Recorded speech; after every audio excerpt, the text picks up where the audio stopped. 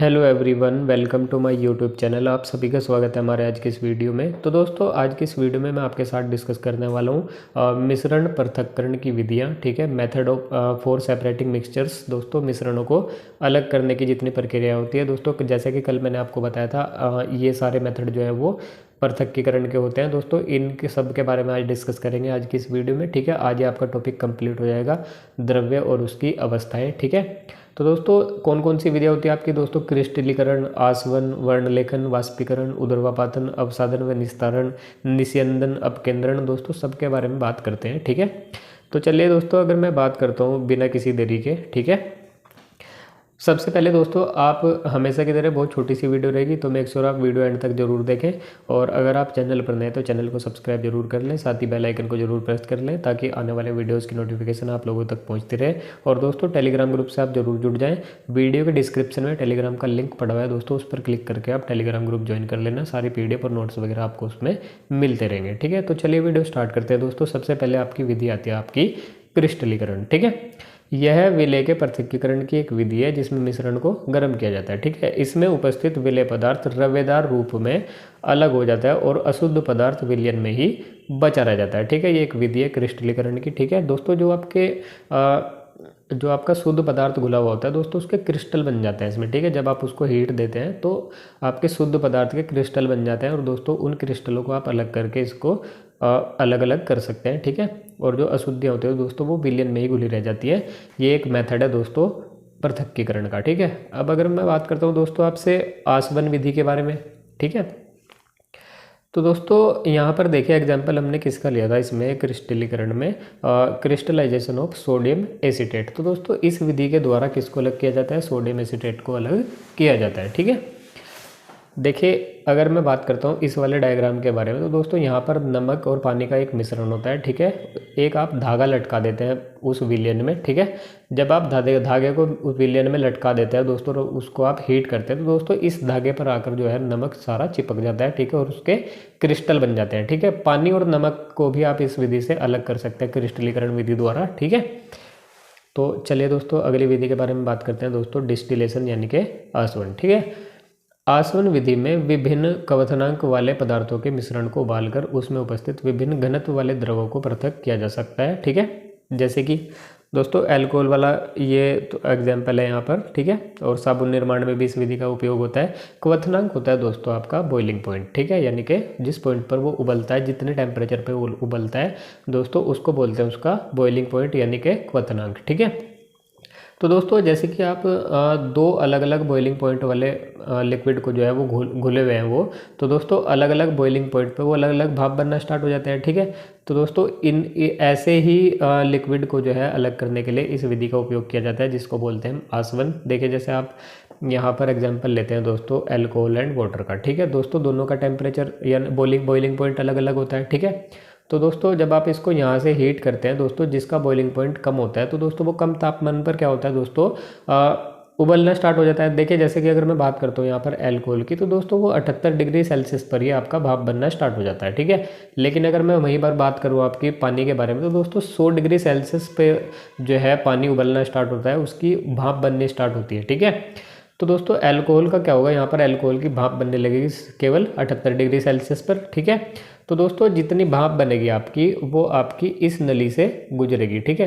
तो इसके चारों तरफ दोस्तों क्या होता है दोस्तों, ठंडे पानी की धाराएं डाली जाती हैं, जो ताकि जो अल्कोहल की भाप बनती है दोस्तों वो लिक्विड में कन्वर्ट हो जाए, और दोस्तों अल्कोहल आपकी यहाँ पर इकट्ठी हो जाती है इस नली द्वारा। ठीक है, तो ये एक मेथड है दोस्तों पानी और अल्कोहल को अलग करने का, जिसको हम बोलते हैं आसवन यानी कि डिस्टिलेशन। ठीक है, आसवन के कई प्रकार हैं, यथा प्रभाजी, वाष्प, सरल आदि। ठीक है सॉरी, तो दोस्तों प्रभाजी आसवन, वाष्प आसवन और दोस्तों सरल, ये इसके एग्जाम्पल है। ठीक है, इसके बारे में आपको ज़्यादा डिटेल में नहीं पढ़ना है, इतना ही बहुत है आपके लिए। ठीक है, अब दोस्तों दूसरा मेथड आता है आपका क्रोमेटोग्राफी यानी कि वर्णलेखन। ठीक है, इस विधि द्वारा भिन्न भिन्न अवशोषण क्षमता वाले विलयों को पृथक किया जाता है दोस्तों। जैसे कि एब्जॉर्प्शन का जो कैपेसिटी होती है दोस्तों, अलग अलग क्षमता होती है। ठीक है, अलग अलग कलर की दोस्तों, प्राकृतिक रंग जैसे डाई से पृथक वर्णों का पृथक्करण इससे किया जाता है। जैसे कि दोस्तों आप यहाँ पर एक पेपर लेते हैं दोस्तों, जिस पे अलग अलग कलर का जो है आपका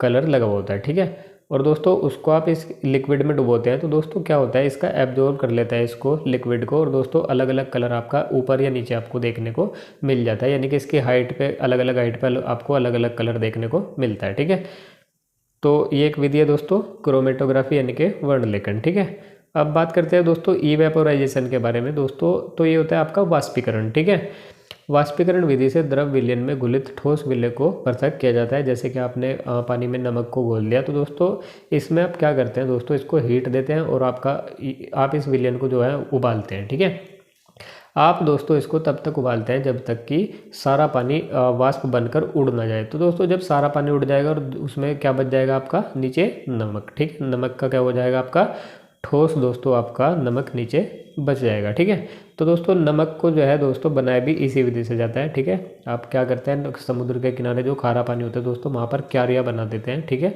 जैसे खेत टाइप कुछ बना देते हैं, उसमें आकर दोस्तों समुद्र का पानी भर जाता है।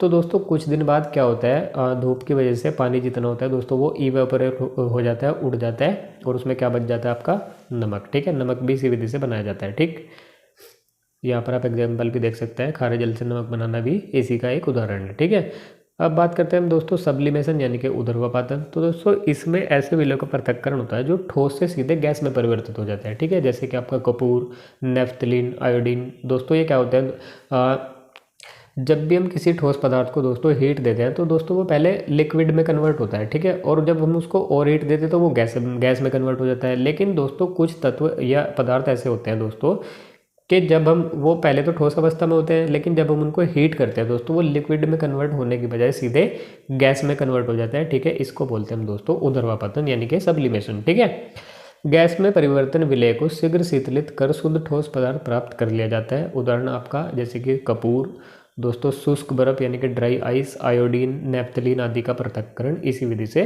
किया जाता है। ठीक है, तो चलिए दोस्तों आगे बढ़ते हैं।